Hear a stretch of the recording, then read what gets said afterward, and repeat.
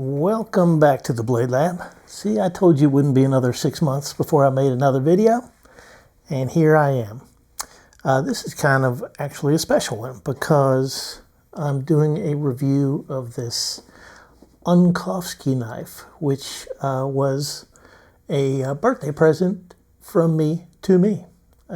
Recently had a birthday, so I just got this a few days ago, and I've really been enjoying it. So let's talk about it a little bit. This is it is a full custom knife, really in the true sense of the word, in that it is completely made by hand. There is no CNC work involved. It is made with hand tools, basically drill press, grinder. There is a laser involved in some of this surfacing, but no CNC. And that is pretty unusual these days. And obviously requires, I wouldn't even say more work, because programming apparently these CNC machines is quite a chore and quite a skill. But once you have done it, then I guess it's not exactly a one button sort of thing, but it's certainly a lot easier than building every single knife entirely with manual tools and without the computer aided design. So let's start out a little bit, let's back up a little bit with this and talk about where this comes from. This is made in the Czech Republic by, I guess, Matěj Uncovsky. I'm not entirely sure. He is basically the only hands that go into the making of this knife, and he and his wife Anne are basically the whole company. I guess Matěj. I hope I'm pronouncing that somewhat correctly. But anyway, he does all of the knife building and sharpening and grinding, and Anne, I guess, handles the website, sales, and communications and all that. So pretty amazing. It's I believe they are originally from Ukraine and then moved to Czech Republic. Not because of the war. I guess it was considerably before the war started. I'll put a link in the description to their website, but in particular, they have up a video of basically a workshop tour, and it's pretty amazing. Their workshop is basically like the size of a kind of a single wide trailer, and it's incredible that they're able to produce what they do in there. So let us now go and talk about the actual knife itself. So start off, it came, of course, in this tin, which is pretty cool. Nice, well protected. And inside of the tin, you will find the COA.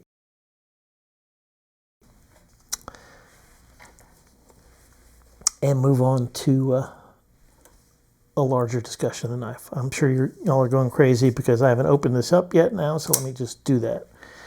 And you can see one of the best parts of this knife, in my opinion, is just the blade and the blade grind. I'll discuss it in a minute, but let's just go over it bit by bit. So when I first started looking at this knife on their website, I actually thought that this was the grind here, but it turns out that is just kind of a decoration. That's a laser line. It's maybe not my favorite part of the knife, but but it's there, and I don't dislike it. Obviously, it has this. The name of the knife, I should say, is as it was listed on the website, is their Technical Triangle. Yellow. So yellow, I guess, referring to the gold anodizing. There is currently one on their website that is similar, but because each one is made by hand, not identical, and that one has blue anodizing on the inside portion there.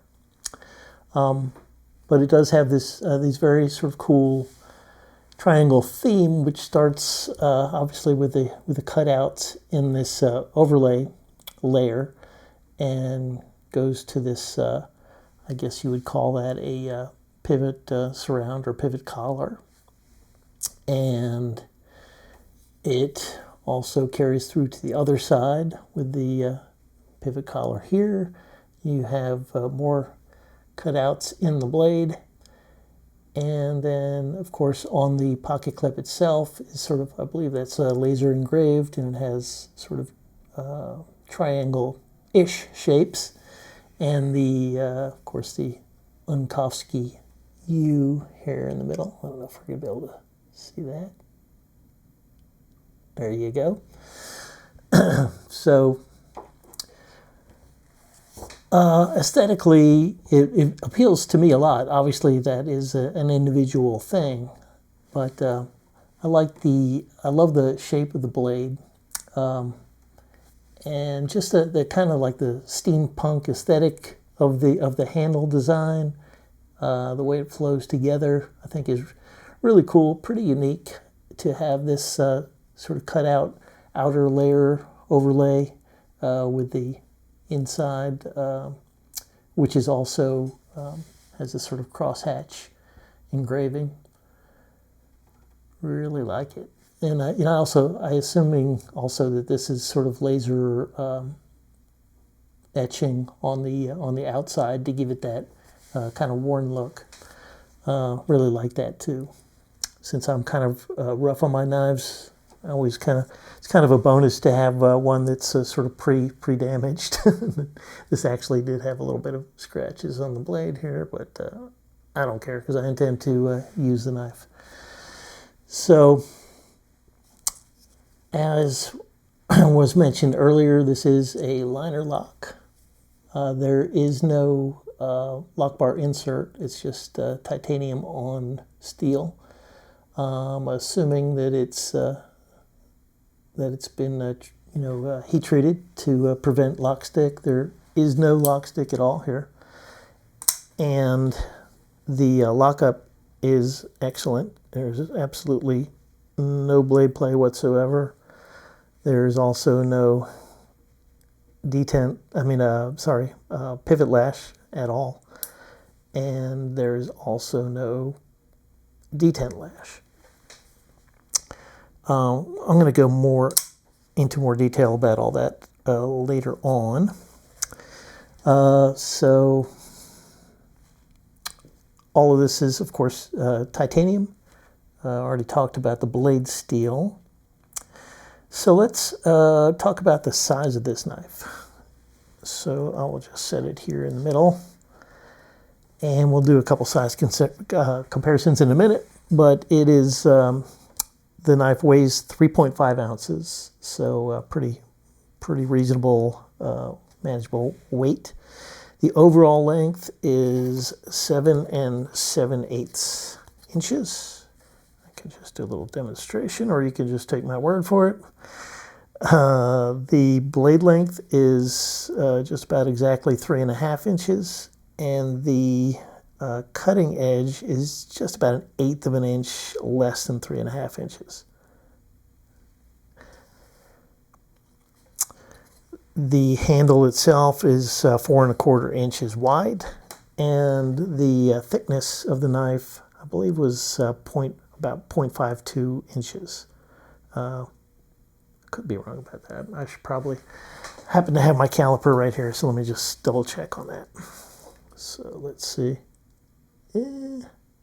That's actually just about 1/2 an inch thick,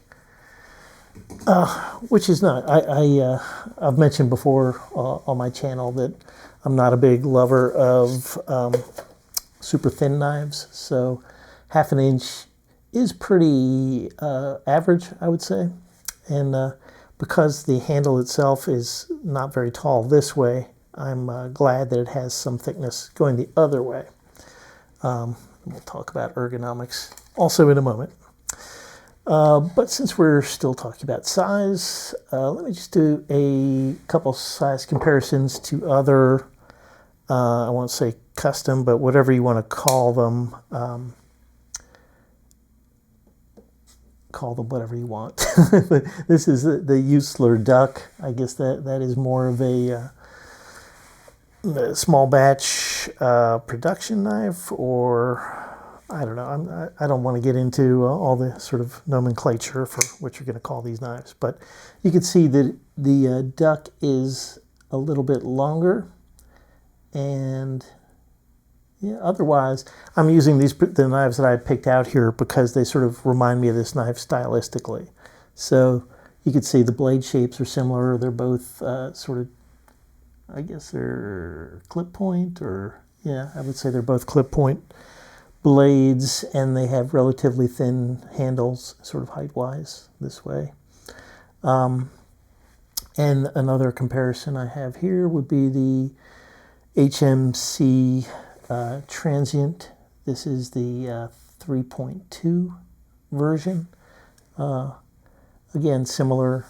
These two are actually very similar in overall size. I'm not even sure which one is the Uncovsky might be ever so slightly longer, but another sort of clip point type blade. And let's do just one more in the sort of higher end realm, and this will be the it's kind of hard to see with the lighting, but pretty gorgeous knife too. That is the Boudica, which is a South African knife made by a gentleman whose name I'm not even going to try to pronounce here. I'm probably going to do a separate review of this knife in the not too distant future. But so size-wise, again, they're similar. The Technical Triangle Uncovsky is a little bit bigger and definitely on the thicker side. So there's some comparisons to custom-ish knives. And now let's just do our standard size comparisons. So we have the Spyderco Para 3. You can see that the Uncovsky is not as long as the PM3, although definitely has more cutting edge than the, I'm sorry, PM2 is what was I saying, PM3? It's late, sorry. And my other standard comparison is the Benchmade Bug Out, which is smaller than the Uncovsky. Okay, that is going to do it for my size comparisons. Let's talk about the action of this knife. So this, I should say that I have opened up to just to oil it and see what's going on in there. And I saw that it had steel, those sort of, steel bearings, which worked fine. But since I happen to have a pair of skiffs that fit, I decided to swap those out. And I think that improved the action a little bit. Could be in my mind. It's, obviously it's not a significant difference. But the action is very nice. So it's a... you can adjust it with pivot tension, but the way I have it now is sort of a controlled drop shut. It's hard to, as I always say, it's hard to demonstrate the closing action when the camera is directly on top of the knife. But take it from me, it's a nice smooth drop. I'll maybe insert a shot here from a less on top camera angle.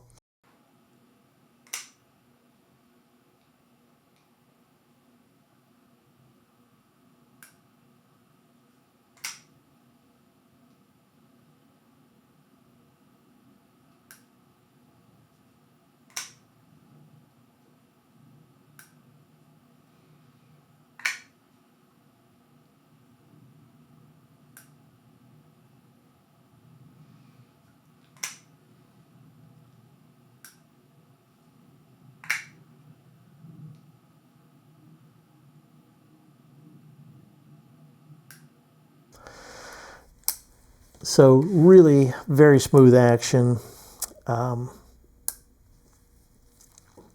No complaints. The centering came perfect, and I believe it is still perfect. After I took it apart, I did have to Loctite it because it was walking a little bit, and I didn't want to tighten it down all the way because I wanted the action to be just a little bit looser than that. So now that I have Loctited it and let it sit for 24 hours, it's working beautifully. Really nice action. Super nice action. So let's talk about the different ways that you can deploy this knife. One way, obviously, is this triangle-shaped opening hole. And that is equally accessible from both sides. So you can reverse flick it, which seems to be how I normally flick the knife. But it's also very good for a thumb flick. That is super easy. Every time. Super easy to do when you're not, didn't have a camera right on top of your knife. It has a front flipper, and I think it's kind of cool that you have this sort of triangle theme kind of carries over to the top flipper. One criticism I have, this knife really could use one more jimp right up here. Just to help with the front flipping action. It works perfectly fine once you figure out how to do it. You just don't want to go like all the way up to the end where there's no jimping, because then you tend to sort of slip off, and because it's sharp, it can be a little painful. So you want to stop right about here, and then the front flipper works very well. You can also do the that. You can do the top flip. I should zoom out a little bit here. That would be in, that would be out. That would be my notes. So yeah, you can do that, and it all works great. The clip on this is not reversible, but as far as the action goes, you can it works very well from the left-hand side, and I am not especially coordinated in my left hand, so if I can do it, then pretty much anyone can. And I think I can I can thumb flip it, I can reverse flick, and I may even be able to do the top flipper, which is especially hard for me left-handed. I'm not even going to try it because I'll hurt myself, but I have been able to do it before. So that is all great. Really fun fidgety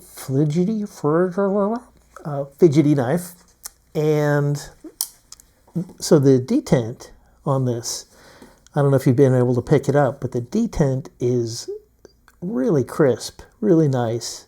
I would say it's on the stiffer side, maybe on a scale of 1 to 10, maybe a 7.5, 8. It's pretty crispy, which I like a lot. So I think you can maybe hear it here. Let me hold it up to the my microphone, because you got to hear this. You hear how that's just popping out? Real nice. So let's just come here, and there you go.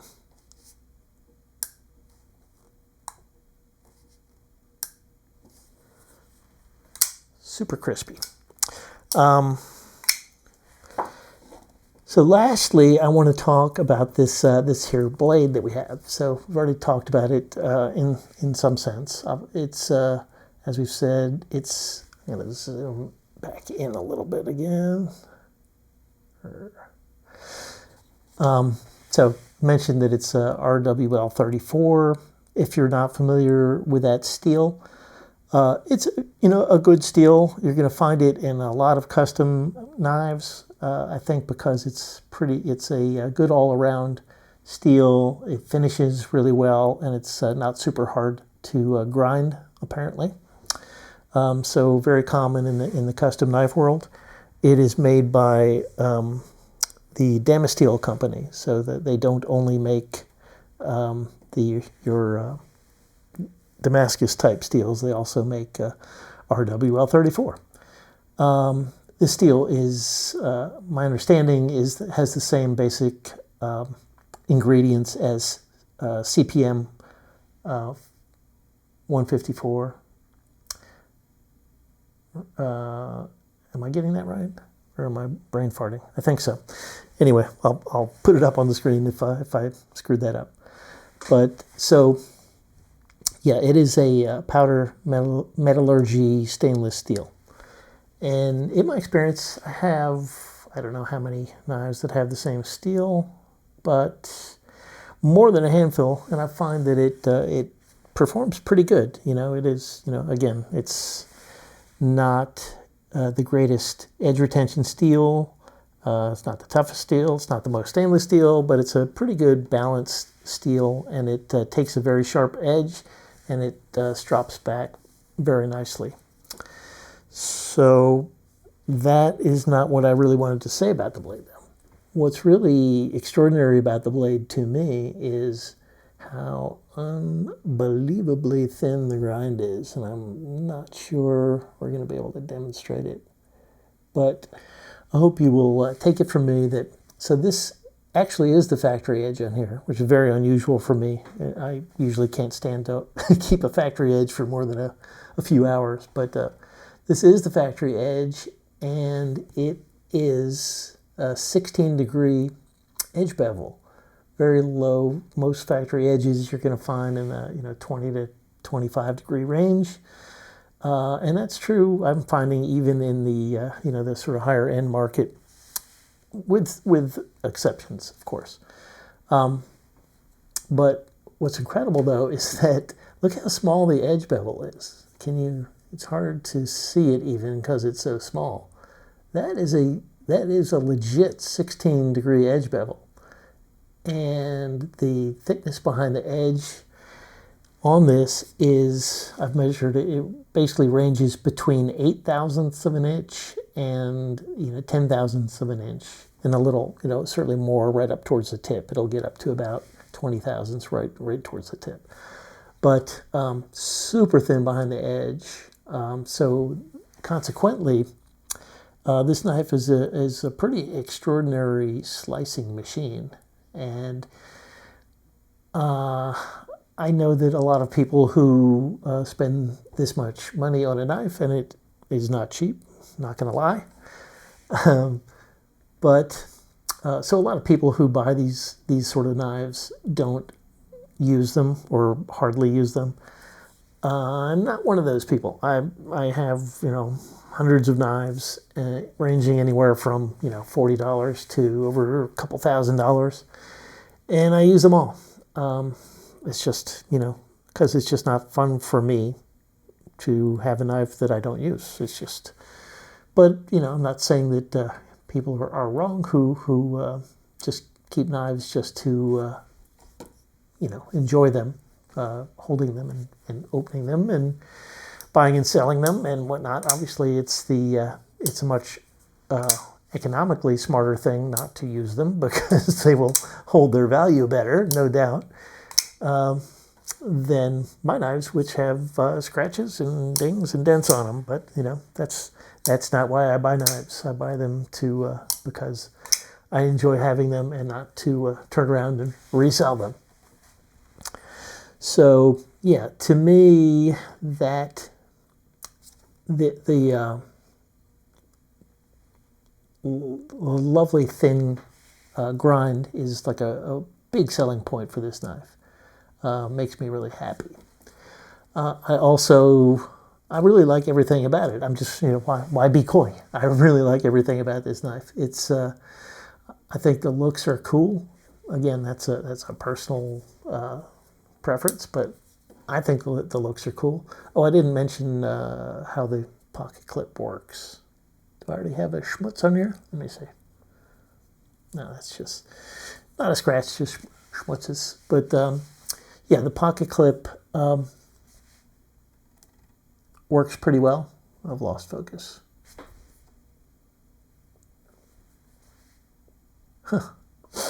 Camera doesn't like the side view of the pocket clip. Anyway, so you can see it has a decent ramp. It is